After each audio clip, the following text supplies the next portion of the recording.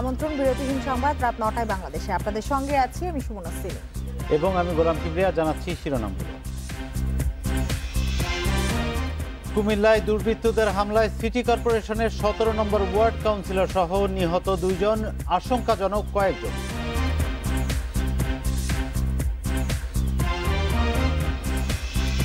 খালেদা জিয়ার বিদেশে চিকিৎসার দাবিতে বিএনপির সমাবেশ। নাটোর খুলনায় পুলিশের সঙ্গে সংঘর্ষে আহত ৩৫।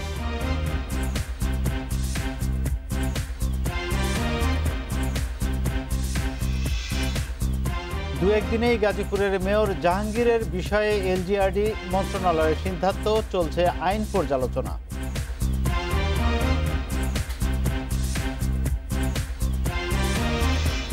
ফৌজদারি বিচারিক ক্ষমতা হারালেন বিচারক কামরুন নাহার। হাইকোর্টের স্থগিত আদেশের পরও জামিন দেয়ার জের।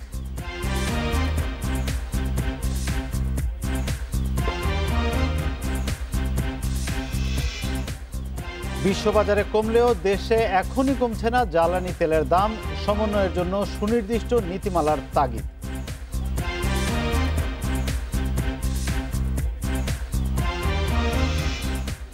শিরোনামগুলো শুনছিলেন, এবার পুরো খবর।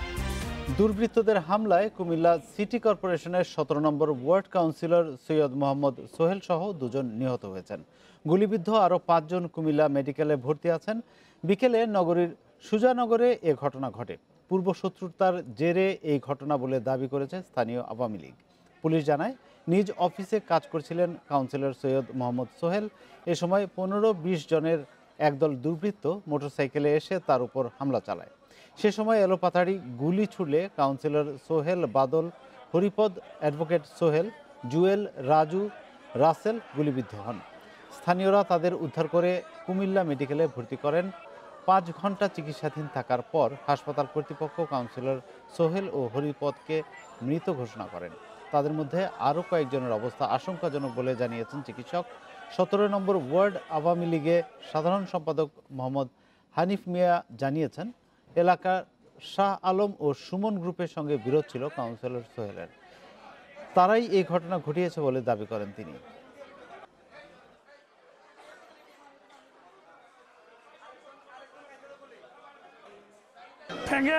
গুলি করছে বাইরে শাটার খালাইয়ে মনে হয় গুলি করছে। প্রবেশ পড়া তাদের চিনা গেছে না, কে বা কাহারে কইতে পারে না, হবানে গুলি করতেছে। রোডে আমরা হাবরা গুলি করতেছে।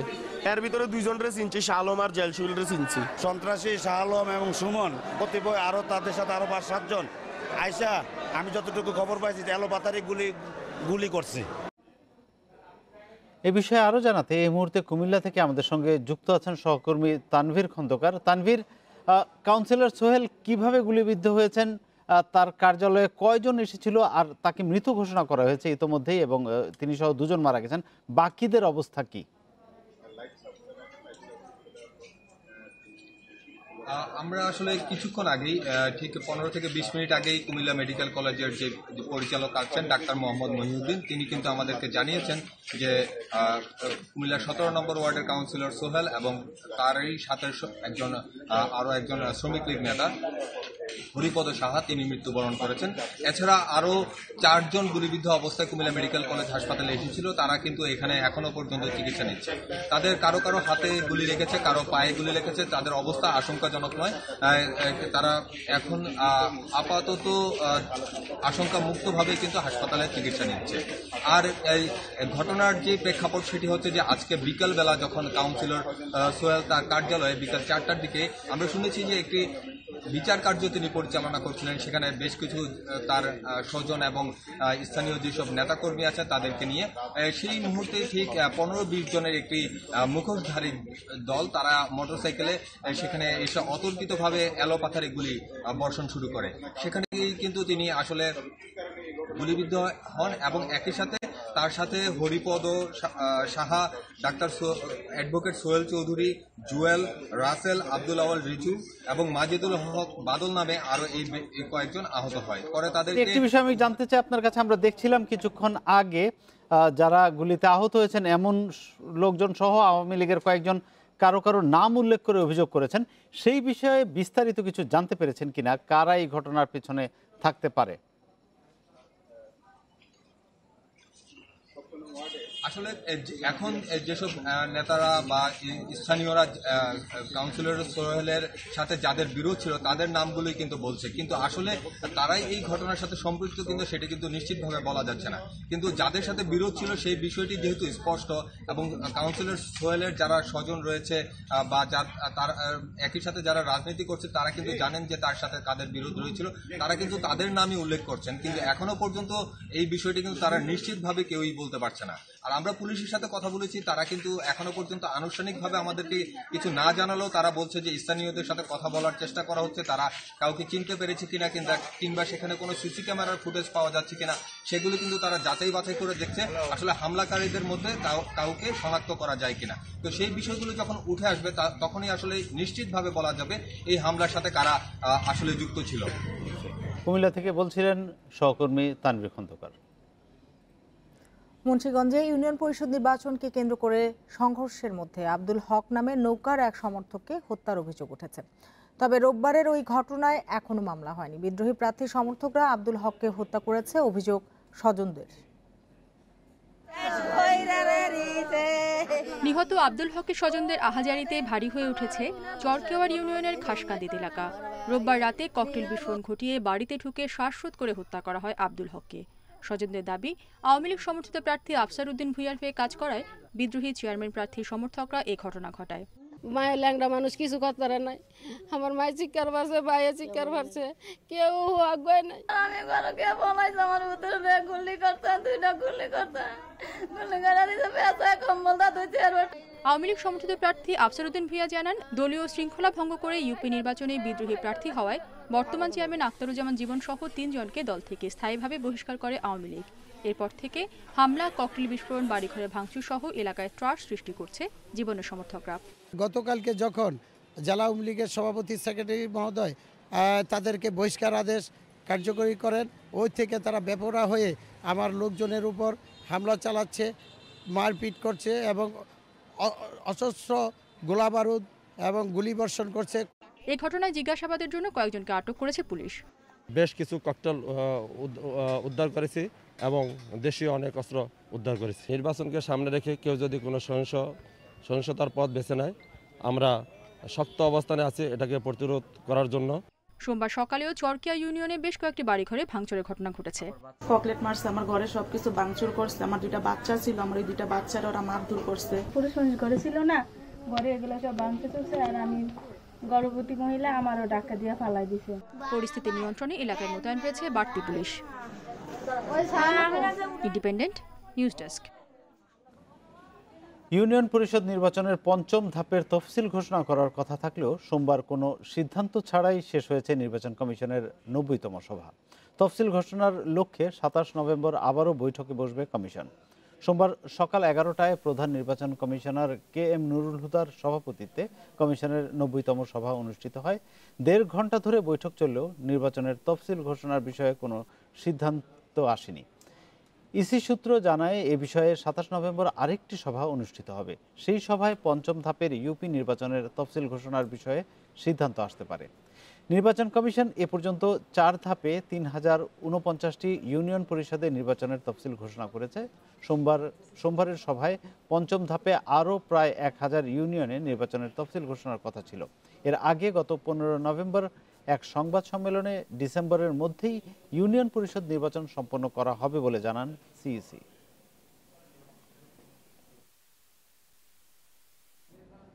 খালেদা জিয়াকে বিদেশে চিকিৎসার সুযোগ না দিলে আরও কঠোর আন্দোলন কর্মসূচি দেওয়া হবে বলে মন্তব্য করেছেন বিএনপি মহাসচিব মির্জা ফখরুল ইসলাম আলমগীর। সোমবার সকালে এক প্রতিবাদ সমাবেশে তিনি এই হুঁশিয়ারি দেন। সমাবেশ থেকে পরবর্তী কর্মসূচি ঘোষণা করা হয়। বিএনপি চেয়ারপারসন খালেদা জিয়ার মুক্তি ও বিদেশে চিকিৎসার দাবিতে প্রেস ক্লাবের সামনে বিএনপির এই সমাবেশে যোগ দেন বিএনপি মহাসচিব মির্জা ফখরুল ইসলাম আলমগীর সহ দলের সিনিয়র নেতারা। সমাবেশে নেতারা বলেন, খালেদা জিয়াকে বিদেশে চিকিৎসার সুযোগ না দিলে সরকারের ভাবমূর্তি নষ্ট হবে। দলীয় নেত্রীর বিদেশে চিকিৎসা করানোটা খুবই জরুরি হয়ে পড়েছে। বেগম খালেদা জিয়া শুধু আমাদের নেত্রী নন, তিনি আমাদের মা। বাংলাদেশের কোটি কোটি মানুষ তাকে মায়ের মতো শ্রদ্ধা করে। কাজেই তার জন্য যে কোনো দায়িত্ব নিতে আমরা রাজি আছি। অবিলম্বে খালেদা জিয়াকে বিদেশে চিকিৎসার সুযোগ না দিলে সরকার পতনের আন্দোলন শুরু হবে বলে হুঁশিয়ারি দেন বিএনপি মহাসচিব। আমাদের সামনে একটাই পথ, আন্দোলন, আন্দোলন এবং আন্দোলন।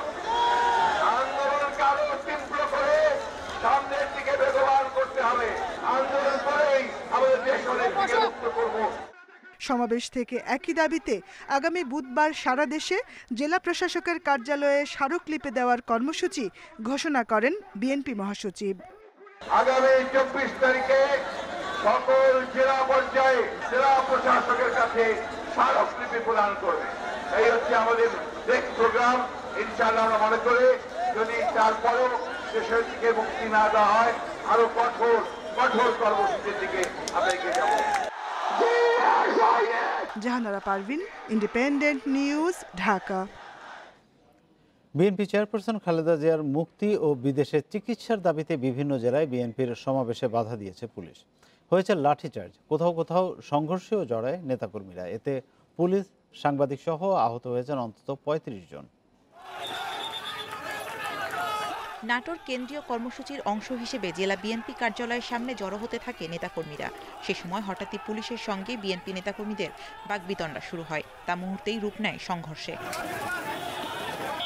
পরিস্থিতি নিয়ন্ত্রণে আনতে প্রথমে লাঠিচার্জ ও পরে কয়েক রাউন্ড টিয়ারশেল ও রাবার বুলেট ছোড়ে পুলিশ।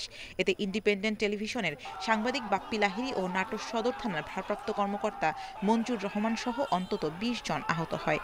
পরে বিএনপি অস্থায়ী কার্যালয় থেকে জেলা যুবদলের সভাপতি ডালিম সহ ৪ জনকে আটক করে পুলিশ।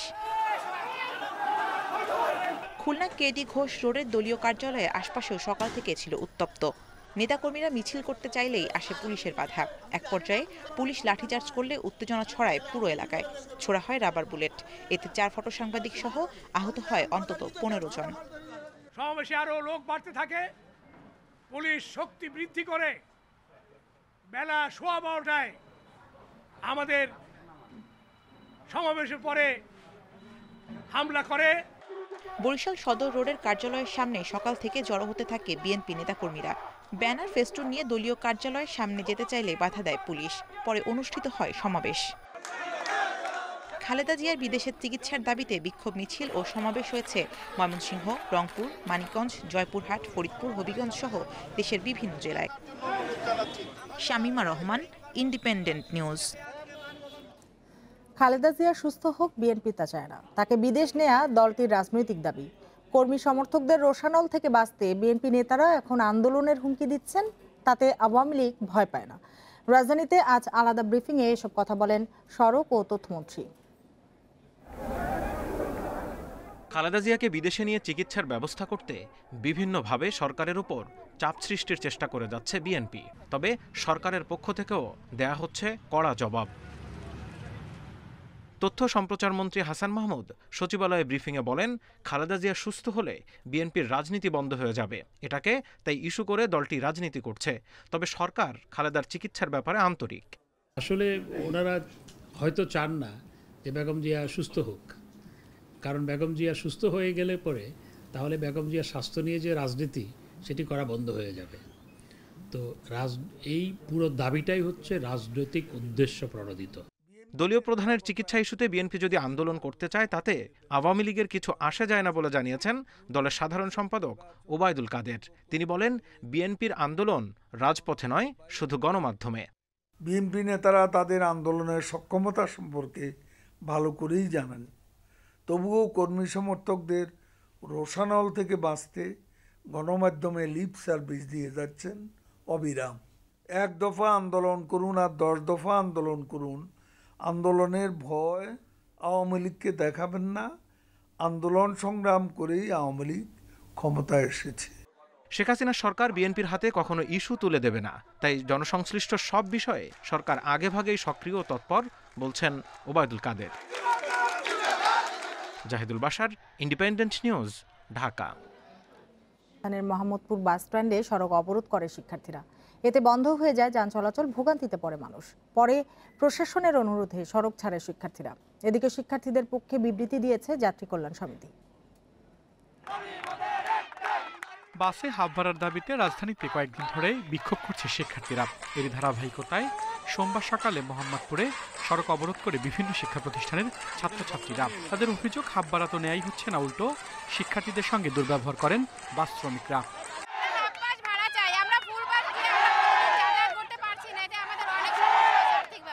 ওটা খরচ করতে ওটা কুলাইতে আমার মাস যায় না। আমার অন্য অনেক খরচ, ব্যাচেলর থাকি, ওটা আমি কভার করতে পারি না। আমি কিভাবে চলবো?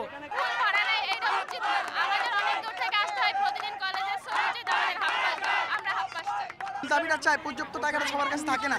একটা স্টুডেন্টের যদি দেখা গেছে ডেইলি পার ডে যারা দূরে আশেপাশে যারা, তাদের জন্য প্রবলেমটা বেশি ফেস হয় না, কিন্তু যারা ম্যাক্সিমাম গভর্নমেন্ট কলেজ স্টুডেন্টরা দেখবেন ওরা দূর থেকে আসে, তো ওদের এক একজনের যদি আসা যাওয়ার ভাড়া 40 টাকা করে হয়, ফুল ধরা হয়, তাহলে ওদের আসা যাওয়া নিয়ে 80 টাকা হয়। শিক্ষার্থীদের অবস্থানে বাস স্ট্যান্ডের 3 দিকের সড়কে যান চলাচল বন্ধ হয়ে যায়, তৈরি হয় যানজট। তবে ওষুধ কোম্পানির গাড়ি, অ্যাম্বুলেন্স ও রোগী বহনকারী গাড়ি চলাচল করতে দেয়া হয়। পরে প্রশাসনের অনুরোধে সড়ক থেকে উঠে যায় শিক্ষার্থীরা, স্বাভাবিক হয় যান চলাচল। শিক্ষার্থীদের সাথে কথা বলেছি, তাদের দাবি হলো একটাই, তারা বাসে হাফ ভাড়া চায়। এই দাবিতে তারা 11টার সময় এই রাস্তা বন্ধ করছে। আমরা তাদের সাথে কথা বলে চেষ্টা করছি যত তাড়াতাড়ি সম্ভব রাস্তা ক্লিয়ার করার জন্য। এদিকে এক বিবৃতিতে যাত্রী কল্যাণ সমিতি বলছে, হাফ ভাড়া শিক্ষার্থীদের দাবি নয়, অধিকার। আল আমিন হোসেন, ইন্ডিপেন্ডেন্ট নিউজ, ঢাকা। আগের বছরের তুলনায় এবছর ধর্ষণ ও নারী নির্যাতন মামলা বেড়েছে। মন্ত্রিপরিষদ বৈঠকে উত্থাপন করা মন্ত্রণালয় ও বিভাগগুলোর কার্যাবলী সম্পর্কিত বার্ষিক প্রতিবেদনে উঠে এসেছে এ চিত্র। এদিকে জেলা পরিষদ সংশোধন আইন ও চলচ্চিত্র সার্টিফিকেশন আইনের খসড়ার নীতিগত অনুমোদন দিয়েছে মন্ত্রিসভা।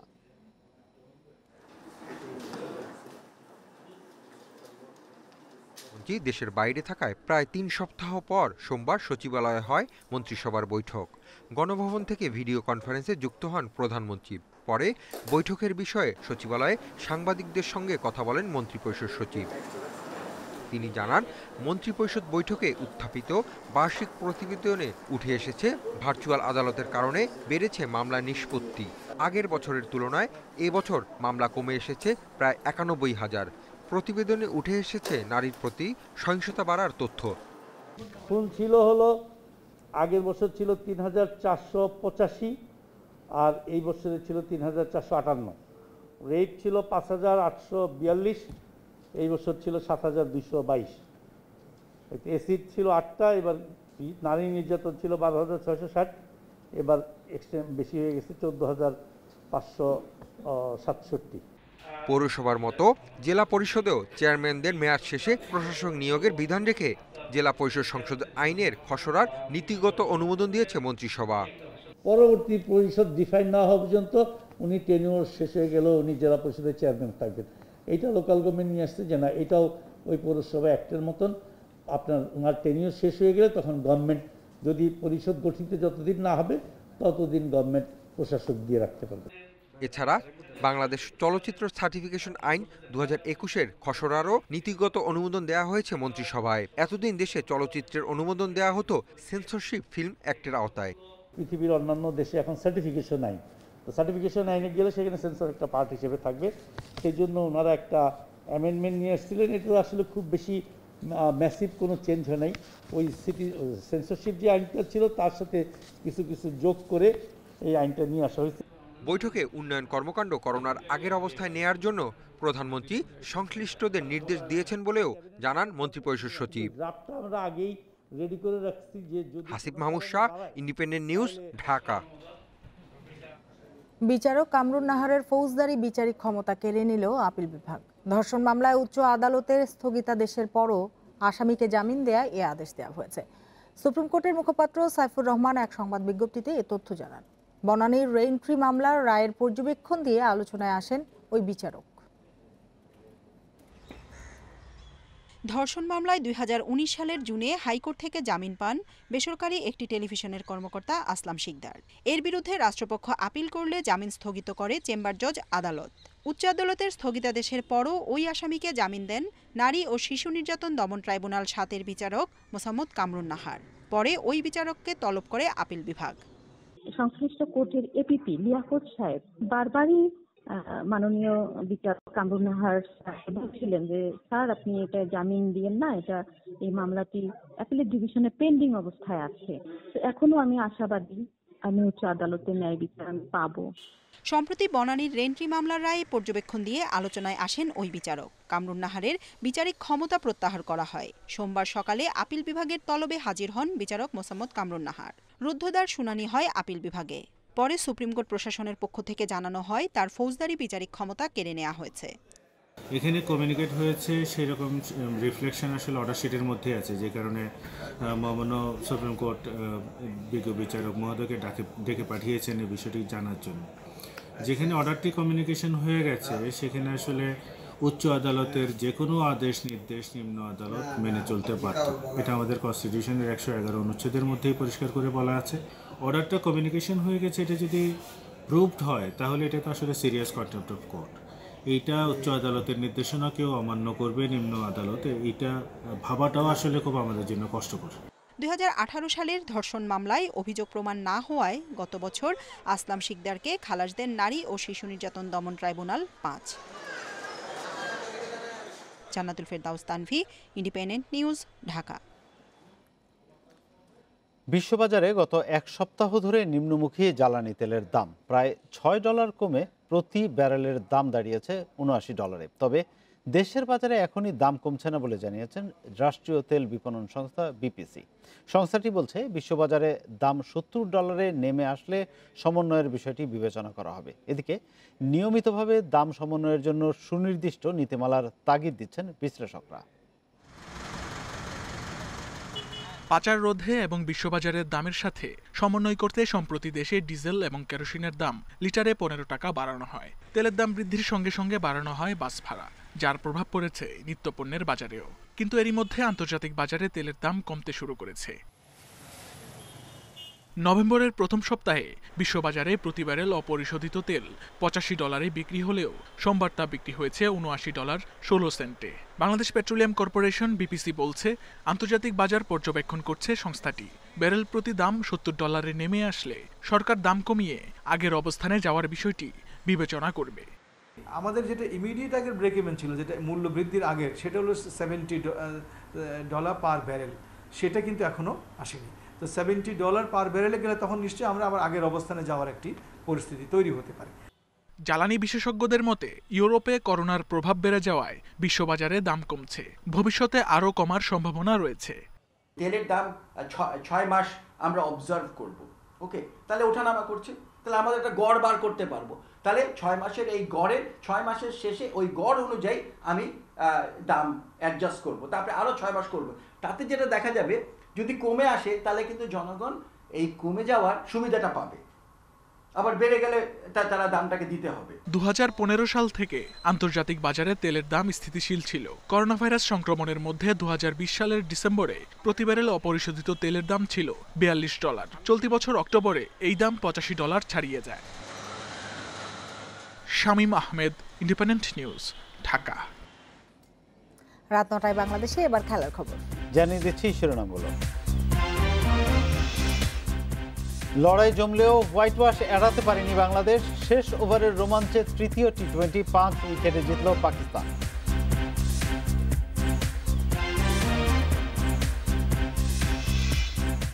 ডিসেম্বর ভারত পাকিস্তান ম্যাচ চায় না হকি ফেডারেশন। সূচি পরিবর্তনের উদ্যোগ চ্যাম্পিয়ন্স ট্রফিতে বাংলাদেশের কোচ কৃষ্ণমূর্তি।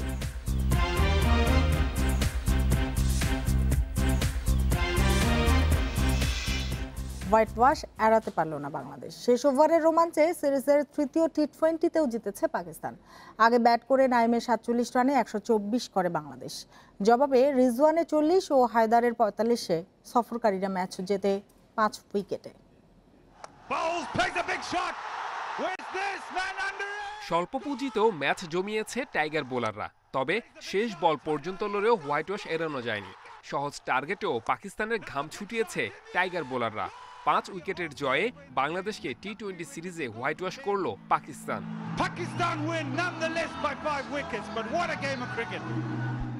একাদশে 3 পরিবর্তন নিয়ে মাঠে নামে বাংলাদেশ।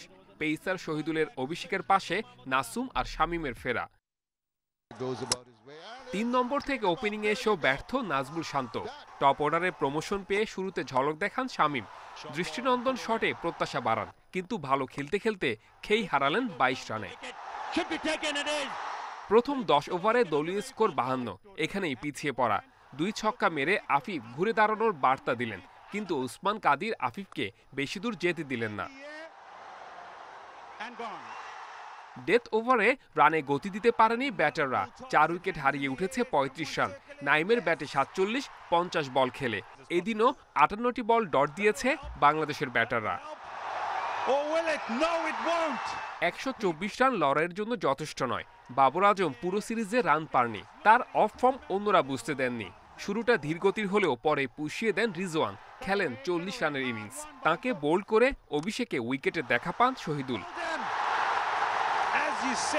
ম্যাচটা কখনোই হাতের মুঠোয় ছিল না, হায়দার আলী কোনো সুযোগও দেননি। শতভাগ সাফল্য নিয়ে টি-20 সিরিজ শেষ করল পাকিস্তান। Saiful Majumder, independent news. সিরিজের শেষটা ভালো করার সুযোগ ছিল, শেষ বলে সেই সুযোগ নষ্ট হয়েছে। অধিনায়ক মাহমুদুল্লাহ সেখানে কেন্দ্রীয় চরিত্র। আগের চেয়ে তুলনামূলক ভালো উইকেটে জয় না আসায় হতাশ টাইগার অধিনায়ক। নতুনদের নিয়ে সাফল্য না এলেও তাদের যথেষ্ট সুযোগ দেওয়ার পক্ষে মাহমুদুল্লাহ। টি-20 সিরিজের ফলাফল বলছে 3-0-তে হোয়াইট ওয়াশ। তবে প্রথম ও তৃতীয় ম্যাচে জয়ের খুব কাছে ছিল বাংলাদেশ। বিশ্বকাপ থেকে যে হারের তিক্ততা শুরু হয়েছে তার শেষ কোথায় বলা কঠিন, তবে শেষ বলের হারে হৃদয় ভেঙেছে মাহমুদুল্লাহর। না, আম্পায়ারের সাথে কনভারসেশন জাস্ট আমি জিজ্ঞেস করছিলাম, কারণ ও অনেক লাস্ট মোমেন্টে মুভ করেছে, তো এই কারণে জাস্ট আমি জিজ্ঞেস করছিলাম যে weather it's a fair ball, ও জাস্ট আমি জিজ্ঞেস করছিলাম, এর বাইরে কিছু না। হ্যাঁ, কিছুটা তো হার্ট ব্রেকিং, অলমোস্ট খুব ক্লোজে গিয়েছিলাম, আনফর্চুনেটলি হয়নি।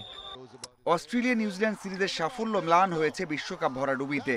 স্পিন উইকেট থেকে সরে এসে স্পোর্টিং উইকেটের কথা বলা হলেও পাকিস্তান সিরিজে সেই পুরনো পথেই হেঁটেছে বাংলাদেশ। স্লো উইকেটে পাকিস্তান সিরিজ হয়েছে বুমেরাং। 3 ম্যাচে বাংলাদেশের রান 127, 108 ও 124। তারপরেও মাহমুদুল্লাহর দাবি উইকেট ছিল ব্যাটিং ফ্রেন্ডলি। উইকেট তো বেটার ছিল, যদি কম্পেয়ার করা হয় লাস্ট 2টা হোম সিরিজ আর এই হোম সিরিজের উইকেট বেটার ছিল। ম্যাচ হারলে সব টিমমেটেরই একটু খারাপ লাগে, অনেক ডাউট ক্রিয়েট হয়। তবে আমার মনে হয় যে ছেলেরা সবাই কষ্ট করেছে, এফোর্ট দিয়েছে, চেষ্টা করেছে, জানপ্রাণ দিয়ে চেষ্টা করেছে। আনফর্চুনেটলি প্রবলি রেজাল্টটা আমাদের পরে আসেনি। দল নিয়ে নাটক হয়েছে অনেক, নতুনদের সুযোগ দেওয়ার কথা থাকলেও অভিষেক হয়েছে শুধু শহীদুল ও সাইফের। দুজনই আহামরি কিছু করতে পারেননি। মাহমুদুল্লাহ হতাশ না হয়ে নতুনদের সুযোগ দেওয়ার পক্ষে। Mazharul Islam, independent news. Bangladesh Pakistan series ছাপিয়ে আলোচনায় পাকিস্তানের পতাকা। অনুশীলন থেকে শুরু করে ম্যাচ ডেতে সফরকারী দলের পতাকা নিয়ে উপস্থিতি বিতর্কের জন্ম দিয়েছে। সমর্থকদের এমন কাণ্ডের প্রতিবাদ স্টেডিয়াম এলাকায় যেমন হয়েছে তেমনি হয়েছে শহীদ মিনারেও। করোনা মহামারী আর নানা বিধিনিষেধে দীর্ঘদিন মিরপুরের হোম অফ ক্রিকেট ছিল দর্শক শূন্য। পাকিস্তান সিরিজ দিয়ে গ্যালারিতে প্রাণ ফেরানোর চেষ্টা বিসিবির, কিন্তু দিন শেষে সেই দর্শকই এখন গলার কাঁটা। পাকিস্তান সিরিজ শুরুর আগেই আলোচনায় দেশটির পতাকা। মিরপুরে অনুশীলনের সময় পতাকা মাটিতে গেঁথে আলোচনার জন্ম দেয় বাবর আজমের দল। মাঠের লড়াই শুরুর পর দৃশ্যপটে আসে পাকিস্তান সমর্থকদের কাণ্ডকীর্তি। কেউ জার্সি পরে উপস্থিত, কেউ বা আবার হাতে পাকিস্তানের পতাকা, অথচ মাঠে খেলছে নিজের দেশ। এমনিতেই মাঠে সময়টা ভালো যাচ্ছে না টাইগারদের, তখন সমর্থকদের এমন আচরণে বিস্মিত সবাই। এমন ঘটনায় সমালোচনার ঝড় ওঠে চারিদিকে, শেষ পর্যন্ত প্রতিবাদেও নামতে হয়েছে। মিরপুর স্টেডিয়ামের বাইরে তৃতীয় টি-20-র দিন একটি সংগঠনের আয়োজনে হয়েছে প্রতিবাদ। আমার দেশের নাগরিক হয়ে আমি আমার টিমের বিরুদ্ধে পাকিস্তানের পতাকা নিয়ে জার্সি নিয়ে কি দাঁড়াবো? এটা হতে পারে না। অস্ট্রেলিয়া আসছে, নিউজিল্যান্ড আসছে, তারা কিন্তু এভাবে প্র্যাকটিস করার সময় তাদের ফ্ল্যাগ কিন্তু গায়রা কিন্তু আমার এটা কোনো রুলস নাই, রুলসের ভিতরে পড়ে না। পাকিস্তানি পতাকা বিক্রি করে না, অনেকে বিক্রি করতেছে, কিন্তু আমি বিক্রি করি না, বাংলাদেশ পতাকা বিক্রি করতেছে। আমি পাকিস্তানের নাগরিকরা তাদের দলকে সমর্থন দেবে সেটাই স্বাভাবিক, কিন্তু এখানে ঘটনা ঘটেছে উল্টো, যে কারণে পাকিস্তান অধিনায়ক পর্যন্ত বলেছেন বাংলাদেশে তাদের অনেক সমর্থক। স্টেডিয়াম পাড়া ছাপিয়ে আন্দোলন মানববন্ধন হয়েছে কেন্দ্রীয় শহীদ মিনারেও। বিজয়ের মাসে পাকিস্তান সিরিজ আয়োজনের বিপক্ষেও মত অনেকের। যারা সেদিন পাকিস্তানের পক্ষে স্লোগান দিয়েছে, যেসব কয়েকজন বাঙালি নামে কুলাঙ্গার, তারা পাকিস্তান দূতাবাসের অর্থে এবং পাকিস্তান দূতাবাসের উস্কানি ক্রমেই তারা এটি করেছে।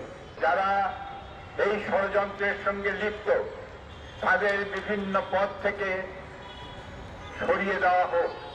যদিও আইসিসি সিরিজ নিয়ে বিসিবির তেমন করণীয় নেই, তারপরও দর্শকদের পতাকা বিতর্ক জন্ম দিয়েছে নতুন প্রশ্নের। Rakibul Hasan, independent news. এদিকে পাকিস্তানের বিপক্ষে প্রথম টেস্টের জন্য 16 সদস্যের দল ঘোষণা করেছে বিসিবি। চট্টগ্রামে খেলা শুরু 26 নভেম্বর। চোট কাটিয়ে ফেরার অপেক্ষায় সাকিব আল হাসান ফিটনেস টেস্ট পার করতে পারলেই ম্যাচ খেলার ছাড়পত্র পাবে টাইগার তারকা অলরাউন্ডার। তবে মিরপুরের শেষ টি-20তে চোট পাওয়ায় ছিটকে পড়ে গেছেন তাসকিন আহমেদ। দলে 2 নতুন মুখ মাহমুদুল হাসান জয় ও রেজাউর রহমান রাজা। সম্প্রতি জাতীয় ক্রিকেট লিগে দারুণ ধারাবাহিক মাহমুদুল জয় যুব বিশ্বকাপ জয়ী এই তারকা ছিলেন নির্বাচকদের রাডারে। সিলেটের পেসার রেজাউর রহমানের অন্তর্ভুক্তি বড় চমক। প্রথম শ্রেণীর ক্রিকেটে 10 ম্যাচে নিয়েছেন 33 উইকেট। এনসিএল এর সবশেষ খুলনার বিপক্ষে 6 উইকেট নিয়ে আলো কাড়েন রেজাউর রাজা। বাংলাদেশ প্রিমিয়ার লিগ বিপিএল ফেরানোর প্রক্রিয়া শুরু করেছে বিসিবি। এরই মধ্যে ফাঁকা সময় বেছে নিয়েছে ক্রিকেট বোর্ড। আগামী 20 জানুয়ারি থেকে 20 ফেব্রুয়ারির মধ্যে হতে পারে এই টি-20 টুর্নামেন্টটি। ফ্র্যাঞ্চাইজি মালিকানা সত্ত্বের আগ্রহ চেয়ে বিজ্ঞপ্তি দিয়েছে বিসিবি। নিজেদের ওয়েবসাইটে দেয়া বিজ্ঞপ্তিতে 6টি ফ্র্যাঞ্চাইজির জন্য মালিকানা সত্ত্বের আগ্রহ চাওয়া হয়েছে। তবে বিপিএল এর গত আসরে নাম লেখানো চট্টগ্রাম চ্যালেঞ্জার্স আগেই নিজেদের অংশগ্রহণ নিশ্চিত করেছে। সব মিলিয়ে 7টি ফ্র্যাঞ্চাইজি নিয়ে হবে বিপিএল এর 8ম আসরটি। আগামী 5 ডিসেম্বরের মধ্যে বিসিবি প্রধান নির্বাহী বরাবর চিঠি দিয়ে আগ্রহ প্রকাশ করতে হবে। 2020-21 মৌসুম বিপিএল হয়নি কোভিড পরিস্থিতির কারণে, যদিও স্থানীয় ক্রিকেটারদের নিয়ে হয়েছিল বঙ্গবন্ধু টি-20 কাপ। 16 ডিসেম্বর বিজয় দিবসে ঢাকায় ভারত পাকিস্তান হকি ম্যাচ আয়োজন করতে চায় না বাংলাদেশ। সূচি পরিবর্তনে এশিয়ান হকি ফেডারেশনকে চিঠি দিয়েছে এরই মধ্যে। এদিকে চ্যাম্পিয়ন্স ট্রফির জন্য জাতীয় দলের দায়িত্ব দেওয়া হয়েছে মালয়েশিয়ান কোচ গোপীনাথন কৃষ্ণমূর্তিকে। মিরপুরের গ্যালারিতে পাকিস্তানের পতাকা আর স্লোগান দেয়া বাংলাদেশিদের নিয়ে সমালোচনা হয়েছে। স্বাধীনতার 50 বছরে এই চিত্র বিস্ময়কর। আইনি ব্যবস্থার কথা জানিয়েছে সরকার। ভবিষ্যতেও এমন ঘটতে পারে। হকিতে এশিয়ান চ্যাম্পিয়ন্স ট্রফির আসর শুরু 14 ডিসেম্বর। এশিয়ান হকি ফেডারেশনের করা সূচিতে ভারত পাকিস্তানের দ্বৈরথ 16 ডিসেম্বর। বিজয় দিবসে ঢাকায় দেশ দুটির লড়াই নিয়েও সমালোচনা ছিল। অবশেষে বিজয় দিবসে ম্যাচটি আয়োজন না করতে নীতিগত সিদ্ধান্ত নিয়েছে ফেডারেশন। ক্রীড়া মন্ত্রণালয় আলোচনা করে সূচি বদলাতে এশিয়ান হকি ফেডারেশনকে চিঠি দেওয়া হয়েছে। ওই দিনের বাকি 2 ম্যাচের সূচিও বদলে যাচ্ছে। যেহেতু মিশ্র প্রতিক্রিয়া হচ্ছে, গতকালকে মন্ত্রী মহোদয় আমাকে ফোন করেছেন এবং আজকে আমি ওনার সাথে দেখাও করেছি। তো আমরা অলরেডি এটা নিয়ে কাজ করছি। আমরা তাদেরকে এখন মেল দিয়েছি, আমরা বলেছি যে 16 তারিখ যেহেতু আমাদের ন্যাশনাল ইস্যু আছে, এখন আপনারা এটাকে রিশিডিউল করে আমাদেরকে ডেটে চেঞ্জ করে দেওয়া। এশিয়ান চ্যাম্পিয়ন্স ট্রফিতে বাংলাদেশের দায়িত্বে মালয়েশিয়ান কোচ গোপীনাথন কৃষ্ণমূর্তি। 2014 সালের পর আবারও জিমি আশরাফুলদের দায়িত্ব পেয়েছেন তিনি। ডিসেম্বরের শুরু থেকেই বিকেএসপিতে টুর্নামেন্টের জন্য প্রস্তুতি শুরু করতে চায় ফেডারেশন। যেহেতু সে বাংলাদেশের সাথে দীর্ঘদিন কাজ করেছে এবং আমাদের খেলোয়াড়দেরকে সে জানে, সেই হিসাবে আমরা এবং সে যেহেতু বিকেএসপিতে আছে, তো ওভারঅল সব কিছু চিন্তা করে আমরা চিন্তা করলাম যে একজন বিদেশি কোচও পাচ্ছি। প্রিমিয়ার হকি লিগ থেকে এরই মধ্যে বেছে নেওয়া হয়েছে 32 জনের প্রাথমিক দল। তাদের মধ্য থেকে সেরা 24 জনকে নিয়ে গড়া হবে এশিয়ান চ্যাম্পিয়ন্স ট্রফির চূড়ান্ত দল। Abidur Rahman, independent news, Dhaka.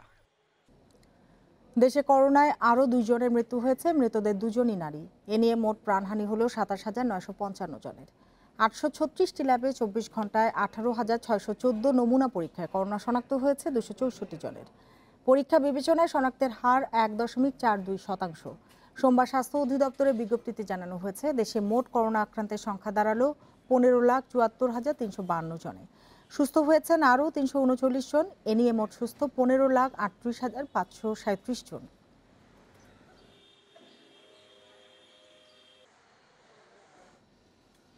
উৎপাদন ব্যবহারে বিধিনিষেধ থাকলেও খোলা বাজারে বিক্রি হচ্ছে অক্সিমরফন ট্যাবলেট, অথচ মাদক হিসেবে তালিকাভুক্ত এই ব্যথানাশক ওষুধ।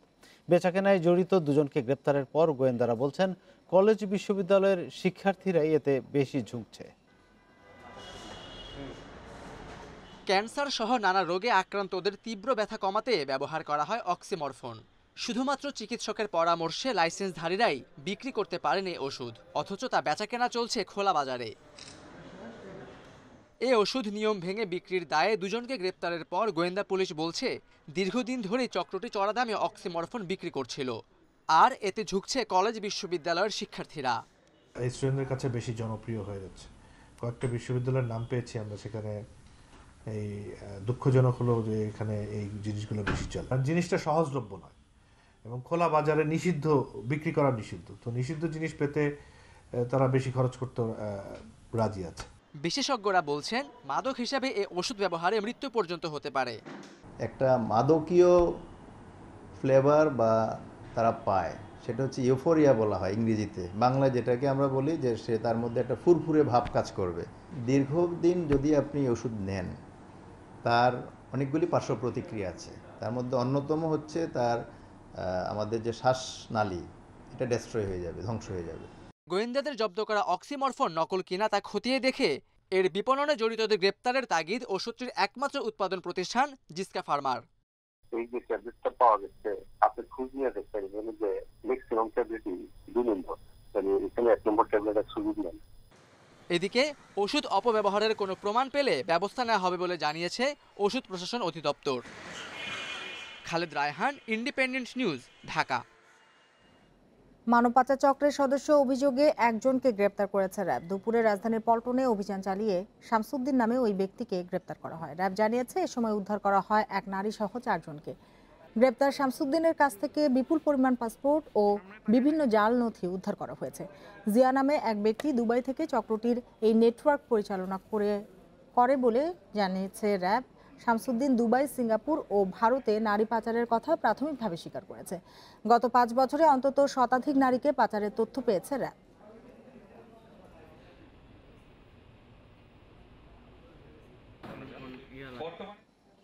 আগামী বছরের 30 জুন বা এর কাছাকাছি সময়ে চালু হতে পারে পদ্মা সেতু। সোমবার দুপুরে সচিবালয়ে মন্ত্রিপরিষদের বৈঠক শেষে একথা জানান মন্ত্রিপরিষদ সচিব খন্দকার আনোয়ারুল ইসলাম। ইতোমধ্যে পদ্মা সেতুর 87% কাজ শেষ হয়েছে। 2014 সালের 7 ডিসেম্বর পদ্মা সেতুর মূল নির্মাণ কাজ শুরু হয়, আর 2015 সালের 12 ডিসেম্বর মূল কাজের ভিত্তিপ্রস্তর স্থাপন করেন প্রধানমন্ত্রী শেখ হাসিনা।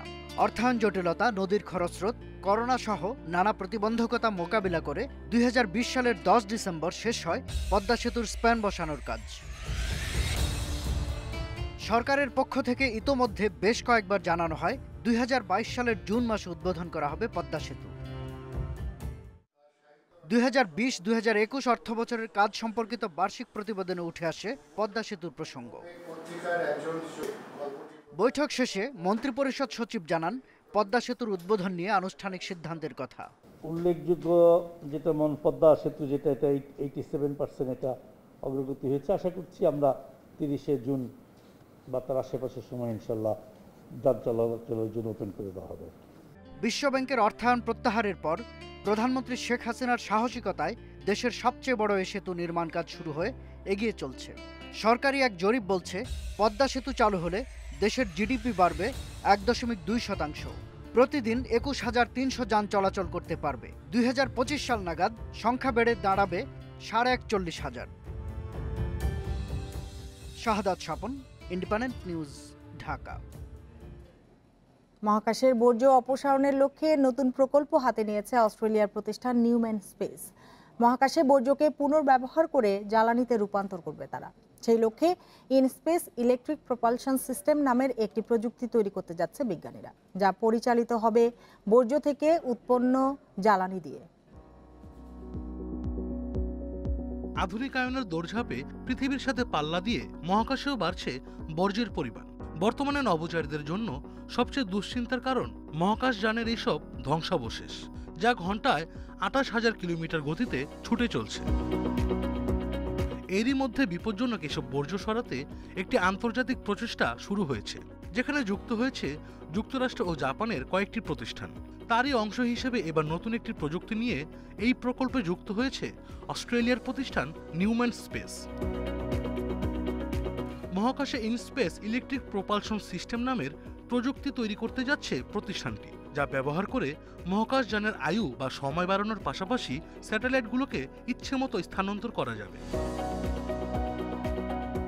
নতুন প্রযুক্তির যন্ত্রাংশের জ্বালানির যোগান দিতে মহাকাশ বর্জ্য ধ্বংস না করে তা থেকে গ্যাস উৎপাদনের কথা জানিয়েছে নিউম্যান স্পেস। মার্কিন ও জাপানি 3টি প্রতিষ্ঠানের সাথে যৌথভাবে প্রকল্পটি শুরু করেছে তারা। এরই মধ্যে জাপানের অ্যাস্ট্রোস্কেল ও যুক্তরাষ্ট্রের ন্যানোরকস কৃত্রিম উপগ্রহ ও রোবটের মাধ্যমে মহাকাশ বর্জ্য সংগ্রহের কাজ শুরু করেছে। আরেকটি মার্কিন প্রতিষ্ঠান সিসলুনার সেই বর্জ্য গলিয়ে পরিণত করছে ধাতব রডে। নিউম্যান স্পেসের প্রোপালশন সিস্টেমের কাজ হবে এই ধাতব রডকে জ্বালানিতে রূপান্তর করা। এমনটা হলে বর্জ্য অপসারণের পাশাপাশি সহজেই মহাকাশে জ্বালানির যোগান পাবে নভোচারীরা, ফলে পৃথিবী থেকে মহাকাশে আর জ্বালানি পাঠাতে হবে না। আশরাফ শুভ, ইন্ডিপেন্ডেন্ট নিউজ। আর এই ছিল আজকের বিরতিহীন রাত 9টায় বাংলাদেশে। বিস্তারিত জানতে চোখ রাখুন আমাদের ফেসবুক, ইউটিউব এবং টুইটারে। সাথে থাকার জন্য ধন্যবাদ।